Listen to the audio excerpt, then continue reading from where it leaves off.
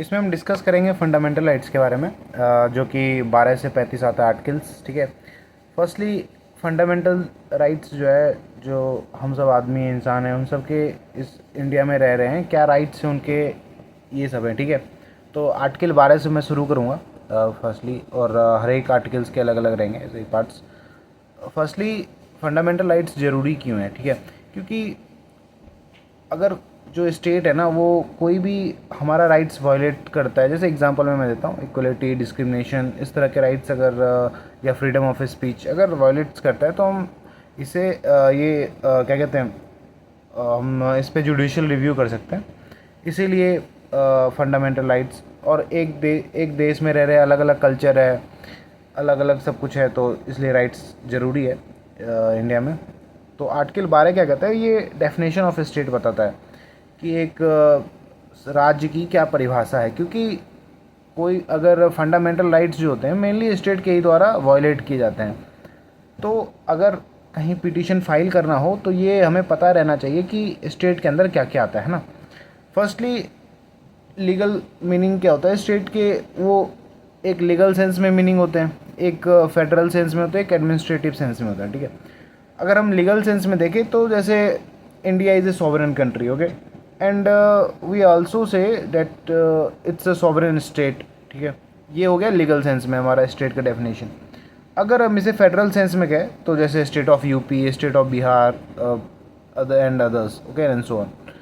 अब अगर हम एडमिनिस्ट्रेटिव सेंस में गए तो Bihar police, UP police, Maharashtra police, okay, ऐसे। और इसके बाद हम जो हमारा ये क्या क्या कवर करता है आर्टिकल 12, वो मैं बताता हूँ। जैसे government and legislature of union आ जाता है इसमें। ठीक है, union executive and union legislature आ जाता है, स्टेट लेजिस्लेचर, स्टेट एग्जीक्यूटिव आ जाता है, लोकल अथॉरिटीज़ आ जाता है, और इसमें अदर अथॉरिटीज़ भी आते हैं। अब अथॉरिटीज़ क्या होते हैं, जो जिनके पास पावर है, ठीक है, रूल बनाने का, रेगुलेशंस, बाय लॉज मतलब कि वो एक टेम्प्रोरी पीरियड के लिए होते हैं, या बाय लॉज होते हैं जो लोकल सेल्फ गवर्नमेंट के लिए बनते हैं ना, वो बाय लॉज होते हैं। ठीक है, ऑर्डर्स, जैसे कोई सरकार ऑर्डर पास करी है, वो ये सब अथॉरिटीज़ के अंदर आ जाते हैं। ठीक है, इसके बाद हम बात करते हैं लोकल अथॉरिटीज़ क्या होती है। लोकल अथॉरिटीज़ में हमारी पंचायत आ जाती है, म्यूनसिपैलिटी आती है। ठीक है, और अदर अथॉरिटीज़ के लिए हम कुछ केसेस हैं इसके लिए। ठीक है, तो हम ना वो पहले केस जानेंगे, ये सारे केस क्या थे। तो एक केस आया था अजय हाशिया और खालिद मुजीब के से रिलेटेड। ठीक है, अजय हाशिया वर्सेस खालिद मुजीब, ये आया था 1981 में। ये केस था रिलेटेड, इस पर एलिगेशंस थे कि जो अनफेयर और आर्बिट्रेरी सिलेक्शन हो रहा है किसी इंस्टीट्यूशन में स्टूडेंट्स के। ठीक है, तो जो वो कॉलेज है वो क्या state, is this college state under article 12, ये था। ठीक है, उसका एलिगेशन। तो जो सुप्रीम कोर्ट है उस पर कहती है कि ठीक है, इसके लिए, इसे समझने के लिए वो ना टेस्ट करवाती है 3 टाइप के। वो टेस्ट होते हैं स्ट्रक्चरल टेस्ट, फंक्शनल टेस्ट और फाइनेंशियल टेस्ट। स्ट्रक्चरल में वो करवाती है कि जो इंस्टीट्यूशन है क्या वो गवर्नमेंट के द्वारा अपॉइंट है या डोमिनेट की जा रही है by the government appointee, okay, या मतलब जो टीचर्स हैं या जो भी वहाँ पे प्रोफेसर वगैरह है वो क्या गवर्नमेंट अपॉइंट कर रही है वहाँ पे।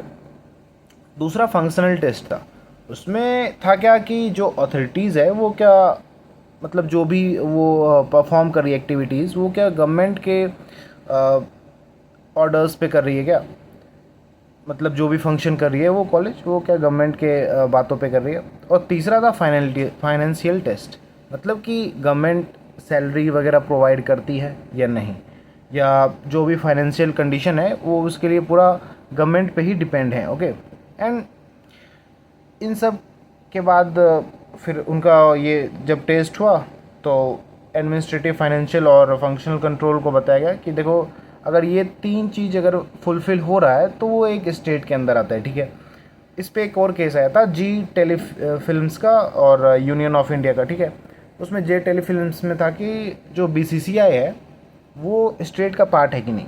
तो वही इस पर तीनों टेस्ट लागू किया गया, देखा गया कि नहीं भाई, अलग है सब कुछ, ना इसको गवर्नमेंट फंड कर रही है, ना गवर्नमेंट के द्वारा बनाया गया है, ना गवर्नमेंट अपॉइंट कर रहा है किसी को।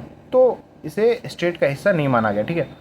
और इसी में जैसे एक कोई प्रदीप कुमार विश्वास थे, उनका एक केस आया था 2002 में, जिसमें एक इंस्टीट्यूशन को should also be under deep and pressure control of the state, एक इंस्टीट्यूशन के बारे में बताया गया था कि अगर वो उसका थोड़ा भी कंट्रोल अगर गवर्नमेंट का, तो वो जो है स्टेट के अंदर आएगी वो पूरा इंस्टीट्यूशन, ठीक है।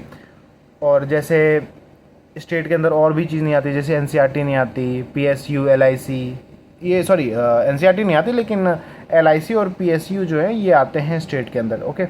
एंड लास्ट में इसमें एक क्वेश्चन जनरेट हुआ था कि जो जुडिशरी है वो क्या हमारा स्टेट का पार्ट है क्या नहीं। तो इस पे ना थोड़ा डिबेट हुआ, तो फिर बाद में बताया कोर्ट ने कि देखो जो जुडिशियल फंक्शन हो रहे हैं ना वो सारे स्टेट के अंदर नहीं आएंगे। जुडिशियल फंक्शन माने क्या कि जैसे किसी की सुनवाई हो रही है, जुडिशियल हियरिंग हो रही है, रिजॉल्विंग डिस्प्यूट हो रहा है, ठीक है, मतलब किसी का मामला जो है सॉल्व किया जा रहा है, और किसी स्टेट के बीच में दखल अंदाजी नहीं हो रही है ना। अगर कर भी रहा है सॉरी किसी स्टेट के बीच में अगर दखल अंदाजी कर रहा है जुडिशरी, वो इंडिपेंडेंट है, वो कर सकता है। इसलिए फंक्शनल जो उसके काम है, उसमें जुडिशरी के जो फंक्शनल काम है उसमें स्टेट को नहीं माना गया कि ये स्टेट का हिस्सा है, ठीक है। अब जो नॉन जुडिशियल फंक्शन है, एडमिनिस्ट्रेटिव फंक्शन, जैसे सेक्रेटरी हो गए, हेड हो गए वहाँ के, ठीक है, मतलब चीफ जस्टिस, ये सब, ये जो एडमिनिस्ट्रेटिव काम कर रहे हैं, जैसे वहाँ पे कोई माली होगा वहाँ का, या कोई स्टाफ होगा, कोई काम करता होगा, ठीक है, तो ये सारे ये सारे एडमिनिस्ट्रेटिव फंक्शन में आते हैं, मतलब नॉन जुडिशियल फंक्शन में आते हैं। तो इससे ये क्लियर है कि जो जुडिशियल फंक्शन है वो स्टेट का पार्ट नहीं है, और जो नॉन जुडिशियल फंक्शन है वो स्टेट का पार्ट है, ठीक है। तो यही था आर्टिकल 12 कि स्टेट को डिफ़ाइन किया गया, ठीक है, कि क्या क्या स्टेट के अंदर आते हैं और स्टेट को हम कैसे डिफ़ाइन कर सकते हैं। तो हमने वो तीनों टेस्ट देखा, structural, financial and functional, and यही था आर्टिकल 12 के बारे में। आर्टिकल 13 के बारे में बाद में देखते हैं।